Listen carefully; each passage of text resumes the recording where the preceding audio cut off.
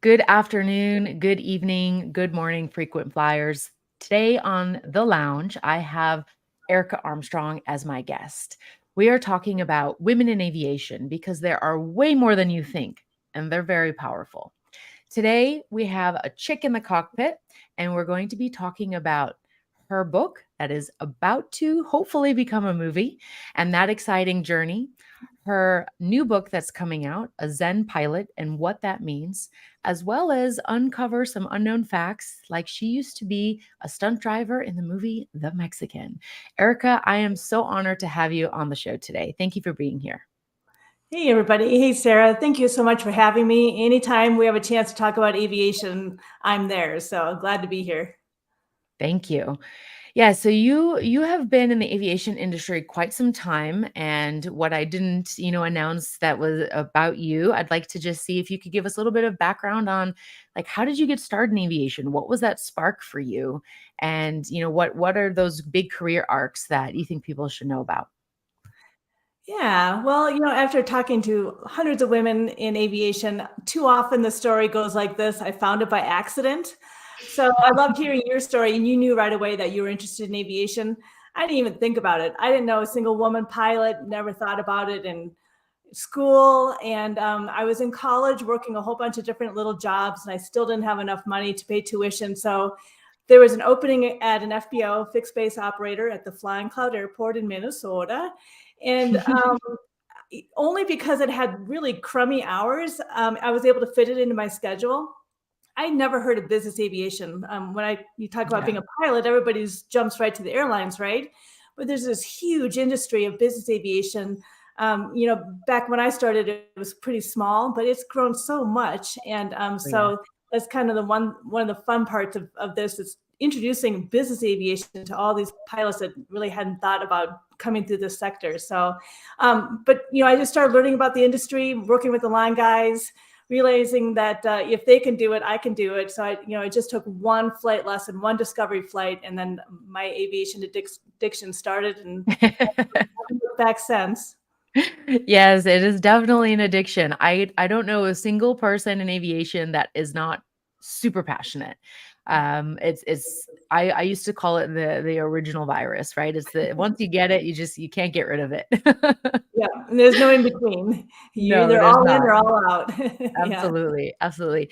And you touch on a good point because there are so many, and not even just women, but there are so many people that don't know about careers in aviation because they think, oh, I have to be a pilot or maybe flight attendant. Usually the poor mechanic role gets completely forgotten about, but there are so many other jobs in between. And especially in today's world with the rapidly changing technology and social media manager was not a job 5 years ago, and we need them now, right?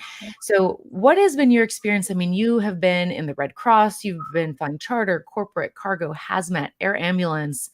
You've done so many things, and you flew 28 different aircraft before you even went to the airlines. So what do you think is the most exciting thing about aviation? Oh my gosh. How long do we have? 30 minutes? Well, I mean, I think you just summed it up perfectly. There are so many different angles to this. When I first started my career, I was in air ambulance. I'd never heard about this sector before. And wow, what a great opportunity. Super demanding, but what a great way to, refine your skills. Getting up at 2 o'clock in the morning, in the middle of a snowstorm when it's 20 below zero, and it just builds your self-confidence once you start doing those things. And especially in business aviation, it is really being a pilot. You are pretty much on your own once you get to that airport. We used to even have to snow plow to get the airplane out. We'd have to tug the airplanes out ourselves. So it just, every lesson wraps upon itself and just makes you that much better the next time you go. So as you move through your career, you take all that skill with you, all that knowledge and that reflex and that instinct. So, and don't forget, for every flight that gets dispatched, it takes like 20 people to get that flight out in business aviation. My gosh, for the airlines, think of the thousands of support workers every day at every airport that's required to get an airplane out. So, I know a lot of people put their blinders on when they think, well, I don't want to be a pilot, but there are so many other services that are needed. You still have to have a little extra training for it. But, that's what we're all here for. So yeah. So I love talking to people like you, so we can start spreading that word out. We really need workers in the industry. So Oh, absolutely. yeah. We're facing a shortage now as well, and everyone talks about the pilot shortage. And I mean, we've had this crisis for a while, but we also have a shortage of technical talent, mechanics, professionals in accounting, marketing, sales, and everything in between, all those support staff, as you mentioned, the unsung heroes of our industry, the poor schedulers and dispatchers that have to also get up in the middle of the night and pull open their laptop, or at dinner with their spouse, all of a sudden have to change a permit, so everyone is really pulling together, and it does teach you a lot of wonderful skills. I see somebody shouting out as well to the military pilots, and there's so many fun things in this industry. What I also saw the other day was, we all know a plane can't take off without pilots, but it can't leave the ground without mechanics. And I thought that was such a true statement. It also can't leave the ground without the fuelers and the schedulers and dispatchers and the people in the FBO. So there are so many opportunities here, and I think your passion really shines through. And have you been based in Minnesota most of the time, or were you based in other parts of the world, other parts of the United States throughout your flying career? Yeah, no, started off in Minnesota, but I've actually been in Colorado for 20 some odd years now. One of my very first consistent jobs, I was flying a gentleman who had a citation. So every Thursday, I would take him and his family and his citation out to Telluride, Colorado. And this is the Wild Wild West days of Telluride. This is before the airport got fixed. So, man, the first time I came in there, I was flying with the chief pilot. Thank goodness he was flying, because I mean, it was the most spectacular thing I've ever seen, just coming into that canyon. And the airport had a dip in the runway, and the windsocks are all showing a different direction. But Wow. I definitely fell in love with Colorado. But no, at the airlines, I got based in, oh my gosh, Detroit, St. Louis, Dallas, Las Vegas, back to St. Louis. I had 6 bases in 2 years. Wow. So it was a commuting nightmare. So if you want to talk about commuting and adding that to each end of your leg, it's definitely a different perspective that a lot of business aviation pilots don't have to deal with. So, Right. but it sure taught you how to get along with a group of people, because I would have crash pads and I would have to share a 2-bedroom apartment with 7 other pilots. So, Wow. oh yeah, patience. So what I'm hearing is that for some of the pilots out there that might be thinking their circumstances are not as they would like them to be, it could be worse. Oh You could yeah, be that's carrying so much a better. two-bedroom Yes, apartment with 7 people. yes. Amazing. Well, what an experience. And one of the things that we talked about, you're tired, right? You're under all this stress and you're with new people all the time. Business aviation, you're usually dedicated crew to an airplane, but there might be crew swaps in an airline situation. A lot of times the captain and co-pilot meet on that day, right? Mhm. And so you are writing a book right now called A Zen Pilot, The Art of Being a Pilot, right? And you introduced this concept of being a Zen pilot. Can you elaborate a little bit more on that for us? Yeah, the concept is, especially with technology changing so much and automation has made us extraordinarily safer. So it allows a much higher workload, right? We've almost become monitors of our aircraft. Business aviation, not quite as much, but it's that communication between the airplane and the pilot, that little bit of finesse is maybe kind Mm, of being dwindled in the industry.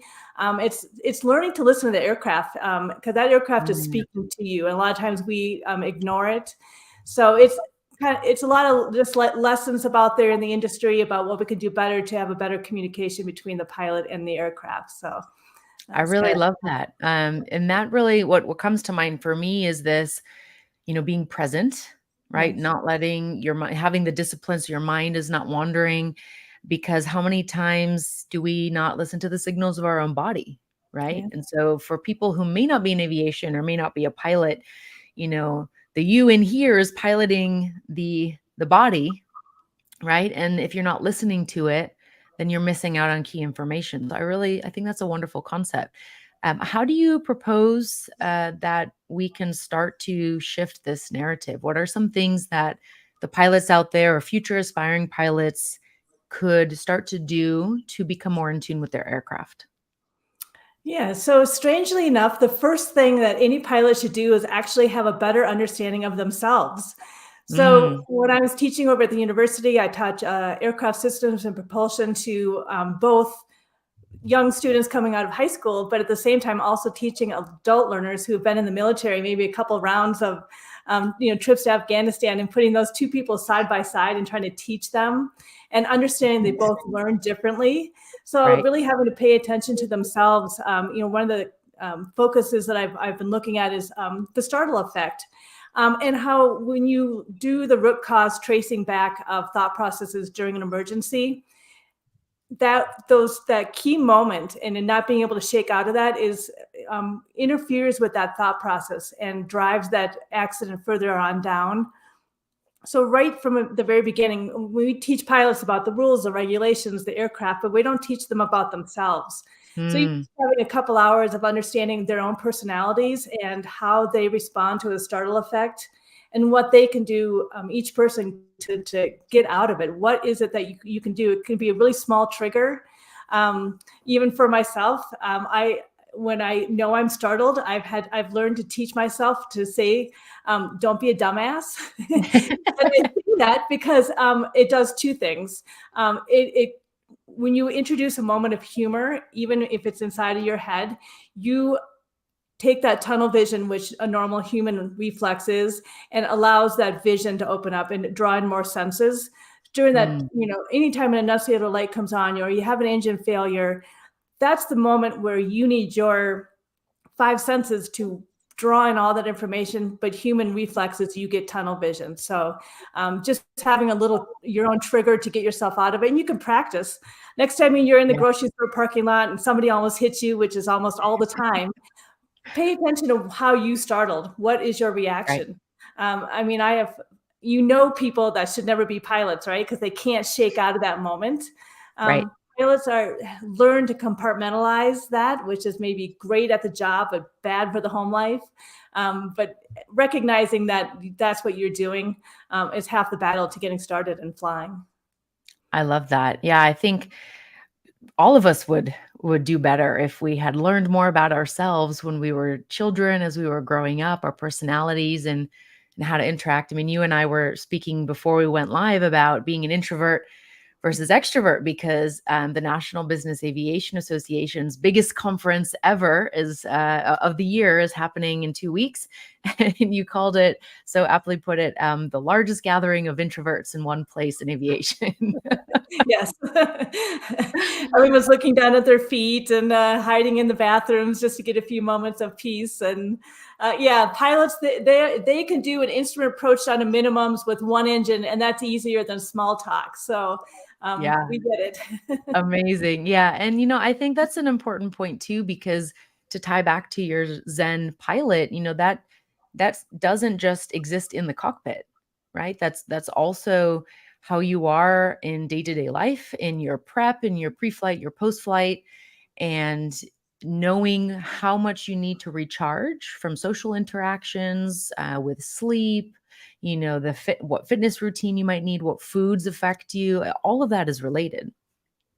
Absolutely. And it all kind of comes back to that situational awareness, right? We demand our pilots to have that. And we talk about the concept, but actually living a life where you're actually doing that's super important. And, I catch myself all the time of saying yes to everybody, right? And at my wit's end. I'm 7 days a week, I'm doing something. And all of a sudden I'm like, what are you doing? You need to Yeah. just stop, and you need that one day, because otherwise I'm just, partially paying attention to everything else. So I've learned it's super important to be able to focus on those individual things and yeah, paying attention to when I've reached my limits.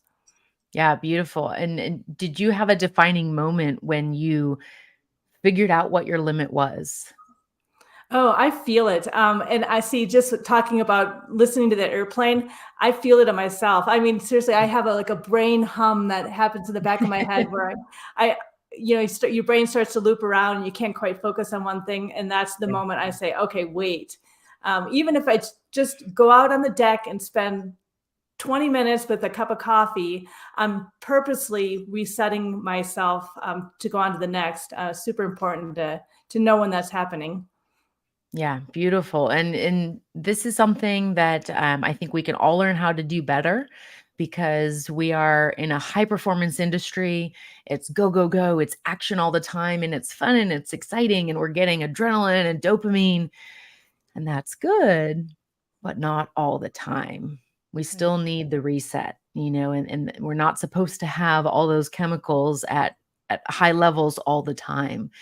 So, how would you recommend people who might be struggling to get off of their work mode, if you will? How could they? What are some things they could do to get back into Zen pilot mode in their day to day lives?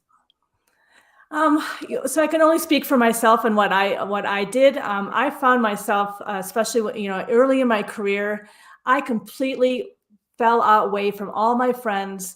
I totally detached. I mean, I was flying our ambulance, so I'd be at somebody's birthday party, my beeper would go off, and I'd be out of there. After a Right. while, they stop inviting you, right?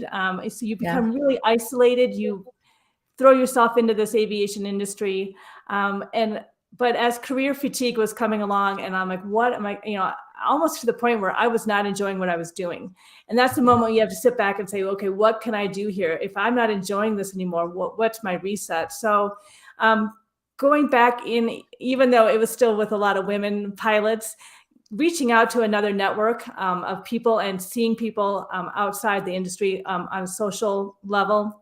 I joined a book club. Sounds kind of minor, but that one thing where we can talk about something else, have a shared experience of reading a book, and making a connection on a different level. For me, that's kind of what I needed. So I definitely need my quiet time every day. I take my dogs for a walk, no matter what. We hike deep in the forest, off the trails. My only goal is to not see anybody. So I love it. That's um, a great goal. I need that. I go through a pair of hiking boots every year and a half or so. I have 700 miles to the boot, and I use them Nice. all. Yeah. Amazing. Yeah. So the message there really is, try new things, find what works for you. And I think um, finding something outside of aviation is incredibly important. And I've heard that from multiple people. I had a similar experience about this past year at leadership at the conference. One of the speakers was talking about seasons, right? And the seasons we go through. And at certain points, we need more of something or less of something. And she asked how many people in the room had a hobby. And I think like 5 hands went up, and then she's like, okay, let me ask you a question. How many of you have a hobby in aviation? And everybody was like, me. And so she was like, that's wonderful. That's great. And how can we give you an outlet so that there's something else, right? We all have different energy reserves, but I think that's a really wonderful way. And, then if we have a partner who might not be in the industry, we don't have to bore them with all of our aviation stories all the time and we can we can have something else. I know my partner, like if we're around a total aviation group, he'll ask questions, but he'll still be like, okay. Is there anything else Yawn. we can talk about? Yeah. Amazing. And now, Erica, as a woman in the industry, obviously it's a male dominated field. What have been the opportunities, I'll call them, that you've had throughout your career, and what do you think was very pivotal in helping you make a decision to stay in this career? Definitely mentors. A lot of times you don't even realize at the time who you're meeting is going to change your life. And Mm, sometimes it's just a very brief meeting. That's why I harp on networking and having that mm, connection out there, because you just never know who you're going to cross that's going to change your life. So I think the pivot for me, especially for those of you that are, oh my gosh, trying to reach that 1,500 hour mark. Oh my gosh. At least it wasn't that bad yeah. for me when I was going through, but I was working at the front desk of the FBO, and this little old lady came walking in the door, and she's got no filter. She used to just say what she felt. And she saw that I had a private pilot written exam, and I was trying to hide it because I'm supposed to be working. But she asked, she's like, are you learning how to fly? I'm like, yes. And she's like, well, I am in the 99s, which is a International Women Pilots Association. And they had an affiliation with the Red Cross at the time. So we would volunteer our time, and the Red Cross was paying for the airplane, um, all the expenses that are associated with it. So, and it was only for women pilots. So how about that for reverse discrimination? So it was that one thing, and I built 700 hours from the Red Cross, and that pushed me over, because you kind of hit that 500-hour mark, and you're like, nobody's going to hire me. I can't get enough hours, but I've put in so much time and effort. Where do I go from here? So if I hadn't had that one little networking connection, I don't know what would have happened. I definitely had a few months where I thought I just can't push through. I was thinking about getting out of the industry, and I'm just so glad that I ran into her. So I hope that there are a ton of people out there that can make that little change for somebody else. Beautiful. And you're right. I love that you said we don't always know when the person we are meeting with or interacting with will forever change our lives, right? And so another reason why we should practice the Zen pilot concept, right? And embody that so that when we're with people, we're present and we're paying attention so that we can notice those opportunities that might be there or have those small conversations that keep you going down the track or give you that boost when you need it, because we've all been there, right? I've certainly attempted to leave the industry a couple times and always come back, but it wouldn't have been without mentors, without people to believe in me, to give me that bit of insight, or they've climbed that section of the mountain before I have, so they know what I can do, whereas for me it just seems insurmountable. So I think that's wonderful. Now with you mentioned the 99s. That's a wonderful association. And now there's Women in Aviation International, there's Women in Corporate Aviation. There's so many different associations. And so for the men too, of course, there's many different programs and associations that you can join within aviation. And that is a wonderful way to start meeting people who are in the industry, who can talk to you, and you can learn about the different options that you have. What would you say, with regard to those associations, would you say that scholarships also played a big part in your career path? They did. Actually, I went. I don't want to discourage all the kids out there, because I actually left college for a little while. I'm an aviation professor, but I'm telling you, sometimes you need a gap year. So I actually went back to college many years later to finish up, and I wouldn't have been able to do it without applying for a scholarship. And after researching scholarships, I am amazed at all the scholarships that go unused out there. So if you ever need a connection, just email me. I'll try to put you in touch, because I've met so many scholarship winners, truly, that their entire lives were changed. Even last week, I was at the Georgia Business Aviation Association and talked to some of the scholarship winners, and they are driving and leading the industry. So that one little leg up makes all the difference. So even if it's just a couple $1,000s here and there, it can change somebody's life. So absolutely important. Absolutely. And I think too, people should not be afraid to apply, because, sometimes I feel the imposter syndrome gets people even for a scholarship, right? It's not just reserved for the job application or the promotion, but even in applying for a scholarship, you never know. So you might as well, go for it, apply. And in that process, you'll also network and learn a few things and meet people. So even if you don't get the monetary scholarship, you might have now a connection or a friendship, something that will lead to the next thing as well. Yeah. Yeah. I saw a lot of times with my students, they were afraid to ask for a reference letter. Oh my gosh, just ask. I promise somebody out there will give it to you, but everybody's afraid to ask. Yeah. So yeah, absolutely. I mean, that's how we're having this podcast today, because I messaged you on LinkedIn and asked you to be on the podcast. And it was a demonstration to one of my clients who was a bit timid in asking for some referrals and connections from her network. And she had brought you up in the course of our conversation, and with something that I think you had posted. And I said, okay, well, I'm going to message her right now and see if she'll be on my podcast. And while we were on the phone, you had replied and said yes. And I was like, see, look, it can be that easy. Now, of course, I've also received my fair share of, no reply and maybe a no as well, but you don't know until you ask. And then amazing things can happen from it. Yes, yes, and actually you brought up the best point is my students will say, "Well, I applied for this one scholarship 2 years ago." I'm like, "No, no, no, no. You have to apply for 200 scholarships and Right. then come complain to me." I Right, promise if you exactly. keep going, you will find it. Absolutely. I love that. Yeah, no, it's not just a one and done thing. It's No. a we keep going, we keep evolving, we keep learning. And even if you're not a student anymore, you can still apply for scholarships. It doesn't matter if you're 60 years old and just becoming a pilot. There are Yep, still scholarships for you. So, yep. I think that's a really important point. Awesome. So, your first book, A Chick in the Cockpit, may become a movie, I hear. So, can you tell us a little bit more about that? That's super exciting.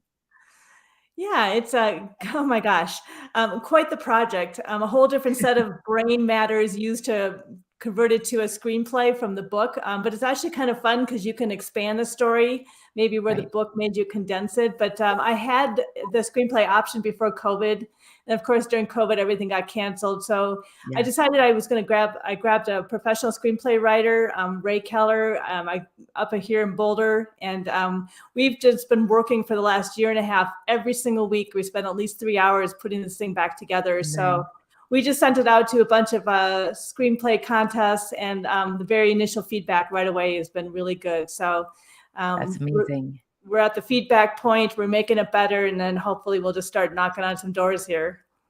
That's awesome, and what a inspiration as well, because you didn't wait for this to happen to you. You didn't wait for someone to reach out. You made the decision. It was very intentional. I'm gonna hire a screenwriter. I'm gonna work with them, and we're gonna apply, just like the scholarship conversation, to these film festivals and see what we can do.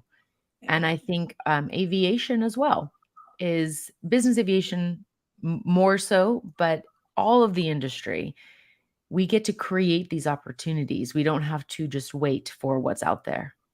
Yeah, yeah, they will never come to you. I promise. You got to get out there and push for it and ask for it, just like you were saying. You got to ask.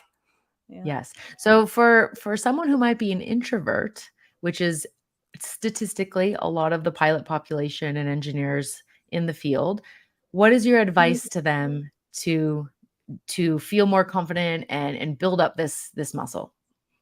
Yeah, it's a really hard lesson, and I think that's some of the reason why we don't catch girls young enough.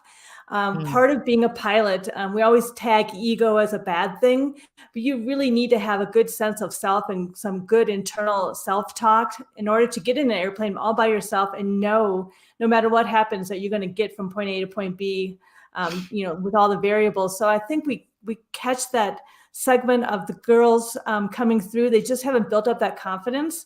I don't think our mm, society does a very good job of helping inspire and build that up. Yeah, having that internal self-talk is super important. Surround yourself with people that give you positive feedback. I've spent segments of my life that with people that want to bring you down, and you need to really be aware of your surroundings and the people that you're with. You right. want to be with those people that push you forward. It's super important to pay attention to that. And as far as the introversion, yeah, you're not going to change that. Um, No. I've done a lot of research and understanding the pilot personality. Um, and pilots are this weird dynamic of being an introvert, but they exhibit extroverted behavior. They become very aggressive in their opinions when it comes to aviation, and that's really super important, especially when you have a first officer, you have a hierarchy of command. Right. You still need that first officer to be able to speak up and tell that captain, you're doing it wrong. It's a matter of life and death, so you have to put that back in perspective again, and speak up for when you see that situation needs your voice. Yeah, beautiful. And I agree with you regarding the young girls exposure. So we just had September 23rd was Girls in Aviation Day, and that was a really fun event. I got these fun earrings from Half Pint Flyer. You can find them on Etsy. She flies with American Airlines, I believe, and she does this on the side. And so it's just something fun to help inspire these young girls. But you're absolutely right. That confidence piece, not everyone inherently has that. And so making sure that with your children, you're giving them the opportunity to build that up and ask for things and give them that opportunity, even if they might be scared, and, encourage them to do that on a small scale so that they can start to build that muscle even much earlier on. Yep. Yeah. You will be scared. That's part of it. You better be I'm scared. If scared you're all the not, you're time. doing it wrong. Yeah. Yeah, absolutely. Sometimes someone asked me once if I was nervous, before I was about to go on stage, and I was like, "Yeah." And she's like, "But you don't seem nervous." And I was like, "Well, I've done a lot of work to, like, Yeah. get myself to a point where my voice isn't shaking and all of these things." And, repetition really had in the first time I ever spoke on stage, I was 14. Civil Air Patrol gave me that opportunity at a younger age. My voice was shaking, like my hands were sweaty. I always think of palms were sweaty and then Mom's Spaghetti, the Eminem song, that like pops into my head. But that was something that got me over, as you said, the humor. Like, I could have a little giggle and be like, "Okay, it's gonna be fine. I'm gonna be fine," and just, like, walk onto my own little anthem in my in my head. There it is. Yep. Yeah, Yep. See, there's that beautiful. self-talk again, super important. Yeah. Absolutely. So, what was it like driving a stunt car? How did you get into that? Tell me what pivot brought you into being a stunt car driver? It's once again being at the right place at the right time. One of my, when I was a captain on the 727, one of my flight engineers was a stand-in for James Gandolfini. And Okay, he lived in Vegas. I was based in Vegas. I had 4 days off. And he's like, well, hey, we're looking for some people to come over on the movie set. Would you be willing to drive a stunt car? I'm like, okay.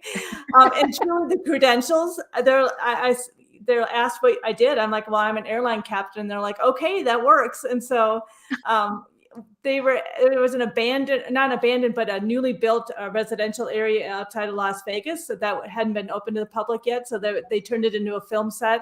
So yeah, I got okay. to drive the stunt car over and over and over. We did the same thing like 30 different times over the weekend for like a 7-second shot in the movie. So give me a whole new respect to what happens actually behind the scenes for just Oh, one yeah, little intricate scene. So yeah, absolutely. interesting to watch.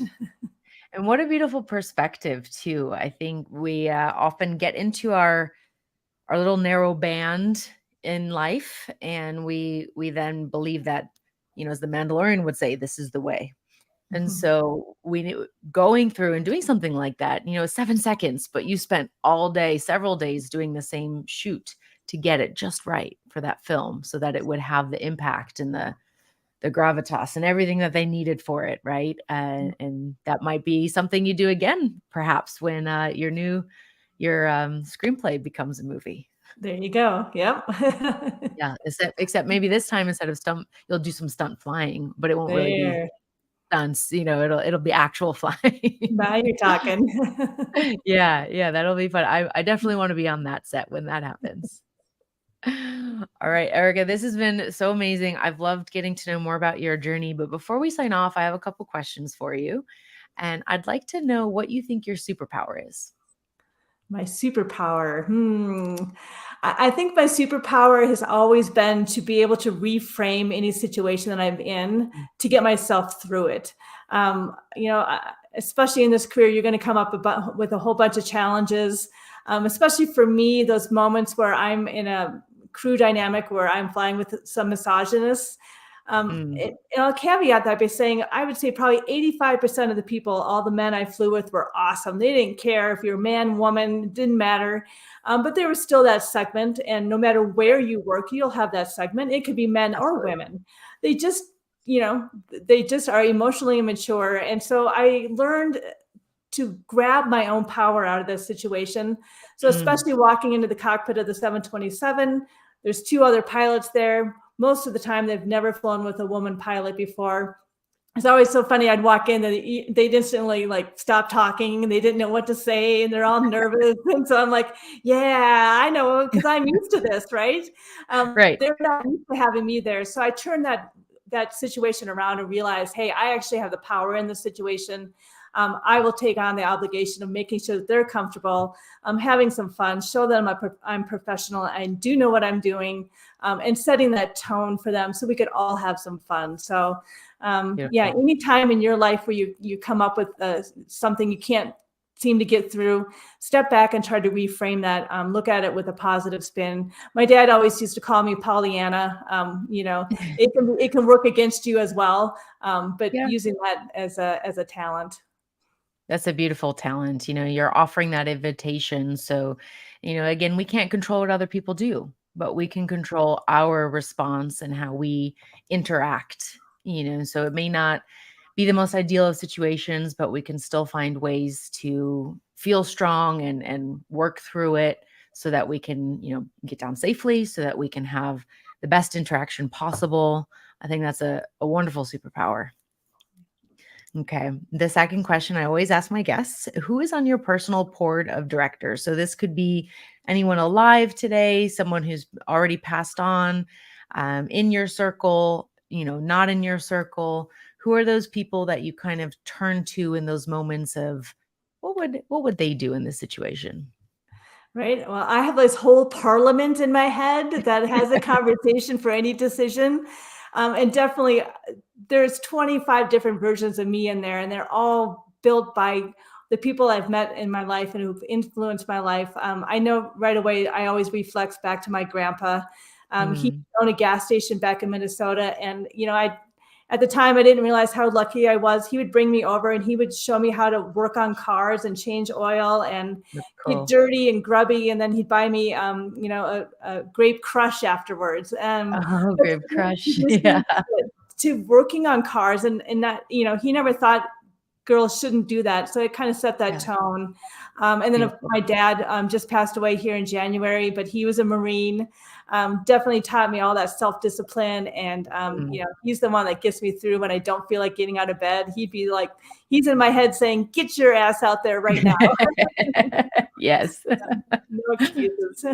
I love it. And I love that you mentioned as well when you said parliament that they were versions of you influenced by these people because ultimately that's what our personal advisory board is, right? It's us looking through the filter of somebody else, but very often that's how we can get ourselves to do something because if it was just the you without that filter, maybe, you didn't want to get out of bed. But with that filter of your dad on, you're like, okay, we're going. We're going to put our feet on the ground and we're going to do this thing today.